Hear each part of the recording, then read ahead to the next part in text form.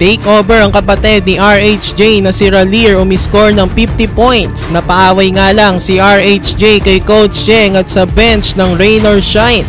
TNT Tropang Giga versus Rain or Shine Elasto Painters. Parehong may 4-6 na win-loss record ang TNT at Rain or Shine. Kaya crucial ang game na ito for both teams dahil ang mananalo dito tataas ang tsansa makasecure ng playoff spot. First quarter mas maganda ang naging simula ng Rain or Shine dahil kay Rain ang batak at Redwell.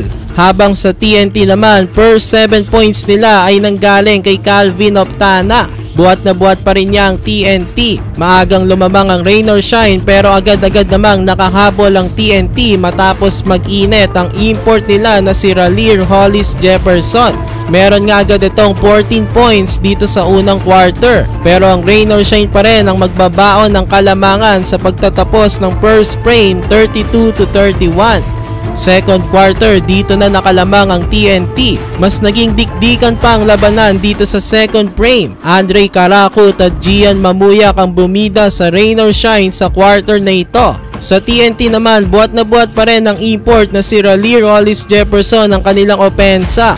Meron na nga siyang 28 points agad dito sa first half. Si Calvin Optana naman ay may 18 points na. Kaya lang dahil sa balancing scoring ng Rain or Shine, lamang pa rin sila 66-62 at the half. Third quarter, buhat na buhat pa rin ang kapatid ni RHJ na si Raleigh ang opensa ng TNT. 44 points na nga siya agad third quarter pa lang. Kaya lang bigla naman uminit si Santillan para sa Ross tapos maganda pa rin ang nilalaro ng import din nila na si Treadwell. Pero dahil sa mainit na shooting ni Raleigh Hollis Jefferson, nakuha na ng TNT ang kalamangan sa Ross. 91-89 at the end of the third quarter. Fourth quarter, medyo nang lamig si Raleigh sa simula ng quarter kaya nakalamang na ulit ang Rain or Shine.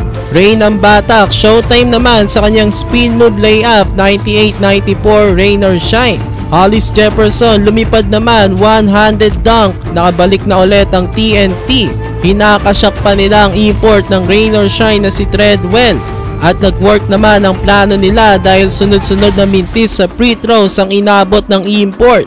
May 4 out of 16 nga lang sa free throw line itong si Treadwell. Nakalamang na ang TNT sa pass break layup ni Kim Aurin. Pero may counter naman ang Ross, 6-0 run. Lumamang ulit sila 112-106. Tapos napaaway si Ronday Hollis Jefferson kay Coach Cheng at sa bench ng Rain or Shine dahil hindi nito nagustuhan ang tawag na foul ng referee sa kanyang kapatid. Nakabawi na si Treadwell sa free throw line na ishoot na niya ang kanyang dalawang free throws. Sa uli, nanalo pa rin ang Rain or Shine at aangat na sila sa 7th seed with 5-5 win-loss record. Treadwell nagtala ng 25 points at 22 rebounds. Sa TNT, nasayang ang 50 points ni Raleigh Hollis Jefferson.